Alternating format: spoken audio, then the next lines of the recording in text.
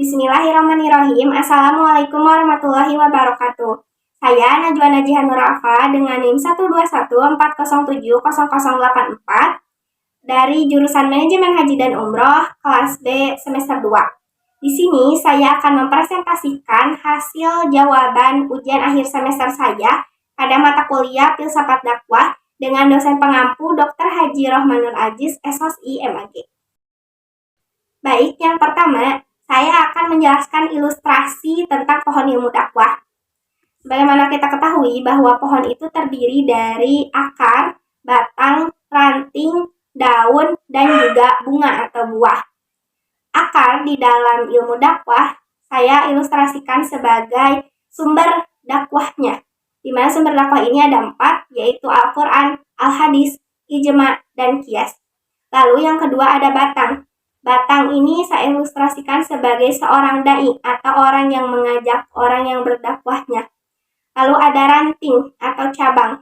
Cabangnya ini sebagai media, metode, materi yang digunakan si da'i tersebut. Lalu ada daun, yaitu mad'u. Mad'u ialah objek dakwahnya. Dan yang terakhir ada buah. Buah ini saya ilustrasikan sebagai respon dari si mad'u atau hasil dari apa yang telah disampaikan oleh si da'i tersebut. Hikmah dari penyerupaan dakwah dengan pohon tersebut, pepohonan itu tidak dikatakan sebagai pohon yang baik kecuali memiliki 5 hal, yaitu akar yang kuat, batang yang kokoh, ranting atau cabang yang tinggi, daun yang berhamburan, serta bunga atau buah yang dihasilkan. Sebagaimana dakwah, tidaklah dakwah akan sempurna tanpa adanya sumber dakwah. Tidaklah sempurna dakwah tanpa adanya orang yang mengajaknya, orang yang berdakwahnya. Tidaklah sempurna orang dakwah tersebut tanpa adanya mad'u sebagai objek dakwahnya. Tidaklah sempurna dakwah tersebut tanpa adanya metode, media, materi yang digunakan da'inya. Dan tidak akan sempurna dakwah tersebut tanpa adanya respon dari si mad'unya. Selanjutnya, apa saja sumber pesan dakwah dan bagaimana hakikat pesan dakwah tersebut? Sumber pesan dakwah itu ada 4, yaitu Al-Quran, yang kedua ada Al-Hadis, yang ketiga ada Ijma atau pendapat para sahabat, dan yang terakhir ada Qiyas, yaitu pendapat para ulama. Al-Quran, sebagaimana kita ketahui, merupakan sumber ajaran Islam yang merupakan petunjuk dan pedoman hidup bagi manusia. Al-Quran ini dijadikan sebagai sumber pesan dakwah karena seluruh metodologi dakwah ini ada di dalam Al-Quran. Selain itu, sejarah manusia pun yang berkaitan dengan dakwah ada di dalam Al-Quran. Yang kedua ada Al-Hadis. Al-Quran memuat secara global seluruh ajaran Islam. Rasulullah Shallallahu Alaihi Wasallam juga menafsirkan dan menjelaskan Al-Quran menjadi pesan yang jelas bagi kalangan mad'u dalam hadis. Nah, da'i hendaknya mengetahui kualitas hadis yang disampaikannya itu, apakah hadisnya itu sahih, apakah hadisnya itu dhaif, apakah hadisnya itu hasan. Jadi sebelum menyampaikan, da'i harusnya mengetahui apa yang disampaikan. Lalu ada ijma atau pendapat para sahabat. Pendapat para sahabat memiliki nilai yang tinggi karena para sahabat pernah bersama Rasulullah, pernah berdakwah dan berjihad di jalan Allah bersama Rasulullah.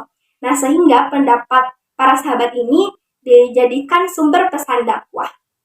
Lalu yang terakhir ada Qiyas atau pendapat para ulama. Pendapat para ulama ini dijadikan sumber pesan dakwah karena untuk mendukung kandungan yang ada di dalam Al-Quran dan Al-Hadis. Lalu apa hakikat pesan dakwahnya? Hakikat pesan dakwahnya adalah intisari atau dasar segala sesuatu yang harus disampaikan oleh da'i kepada mad'u, yaitu keseluruhan ajaran Islam yang ada dalam kitabullah yaitu Al-Quran maupun sunnah Rasulullah yaitu Al-Hadis.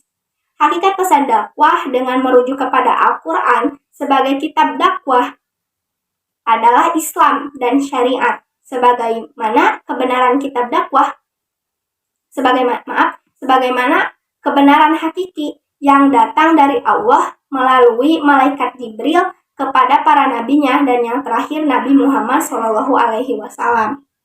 Nah, Pesan dakwah yang diungkapkan dengan terminologi yang beragam yang menunjukkan fungsi kandungan ajaran Allah, di mana sumber utama ajaran Islam sebagai pesan dakwah adalah Al-Quran yang memiliki maksud yang spesifik.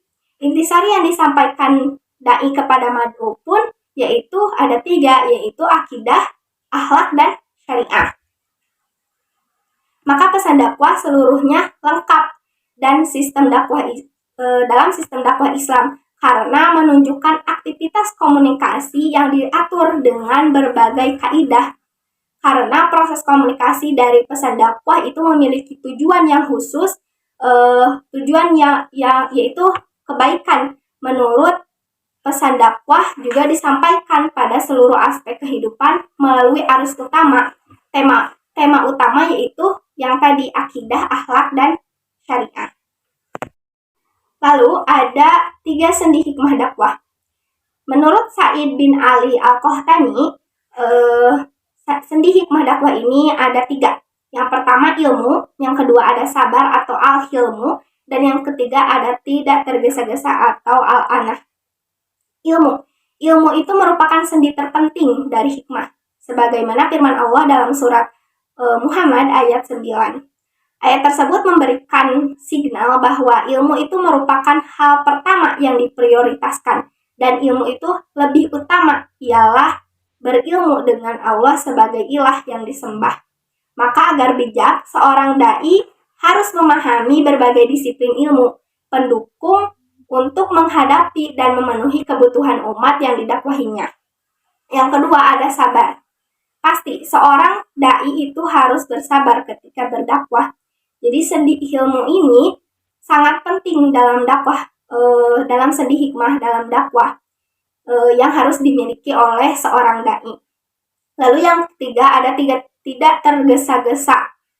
Nah, ini perlu dimiliki seorang dai dalam menyampaikan dakwah dengan terus berhati-hati dalam berkata dan juga bersikap. Lalu apa perbedaan antara akhlak dengan etika dalam perspektif filsafat? Sebagaimana kita ketahui bahwa akhlak itu berasal dari kata al-khuluq yang artinya tabiat atau budi pekerti. Dan etika itu berasal dari kata etos yang artinya adat atau kebiasaan. Nah, dalam Islam, etika itu diistilahkan dengan akhlak. Oleh karena itu, etika dalam Islam identik dengan ilmu akhlak, yakni ilmu yang tentang keutamaan-keutamaan dan bagaimana cara mendapatkannya agar manusia berhias dengannya, dan ilmu tentang hal yang hina, bagaimana cara manusia untuk terbebas daripadanya. Nah, etika di pihak lain kadang dianggap sama dengan akhlak. Persamaannya memang ada, di mana keduanya membahas masalah baik dan buruknya tingkah laku manusia. Tetapi kadang ada perbedaannya, itu di mana etika itu lebih cenderung kepada landasan filosofi yang membahas ilmu tentang apa yang baik dan apa yang buruk. Sedangkan akhlak itu lebih dekat dengan kelakuan atau budi pekerti yang aplikatif. Selain itu perbedaannya terlihat dari sumbernya. Nah, kalau etika sumbernya itu pemikiran manusia, terutama filsafat Yunani. Sedangkan akhlak itu sumbernya memang pemikiran manusia, namun ada sumber tambahan yaitu wahyu, yakni Al-Quran dan Al-Hadis. Yang terakhir ada analisis penjelasan Dr. Asep Sodikin Maulana MAG tentang filsafat dakwah pada tanggal 22 Juni 2022, di mana beliau menjelaskan bahwa filsafat dakwah itu merupakan 2 disiplin ilmu yang dijadikan satu, yang dipakai sebagai pisau analisis. Beliau juga menyampaikan dalam webinar tentang ciri berpikir filsafat ada 4, yaitu radikal, lalu ada kritis, yang ketiga ada universal, dan yang terakhir ada sistematis atau tersusun. Selain itu, beliau juga menjelaskan objek filsafat dakwah yang mana terdapat 2 komponen, yaitu material di mana material ini ada 4, yaitu manusia, pesan, lingkungan, dan juga Tuhan. Dan yang kedua ada formal. Formal ini ada 2, yaitu kajian dakwah. Kajian dakwah ini ada ontologi, epistemologi, dan aksiologi. Dan yang keduanya ada hakikat dakwah. Selain itu beliau juga menjelaskan mengenai hikmah, yaitu orang yang diberikan ilmu yang kemudian orang itu bijak dalam menghadapi persoalan-persoalan. Dalam bukunya juga yang berjudul Pengantar Filsafat Dakwah, Pendekatan Baru, karya beliau, dijelaskan bahwa filsafat dakwah itu merupakan instrumen penting dalam pengembangan keilmuan dan praktek dakwah, karena setiap disiplin ilmu itu memiliki filsafatnya sendiri. Sebagaimana diketahui, muara kajian filsafat adalah berpikir rasional, kritis, dan objektif yang tadi saya jelaskan. Lalu oleh karena itu, ketika filsafat diintegrasikan dengan ilmu dakwah, objek kajian dakwah harus mengikuti alur berpikir filsafat. Mungkin itu yang saya tangkap dari hasil webinar pada tanggal 22 Juni 2022 lalu oleh Dr. Asep Sodikin Maulana MAG. Mungkin itu saja yang dapat saya sampaikan. Mohon maaf apabila terdapat kesalahan. Wassalamualaikum warahmatullahi wabarakatuh.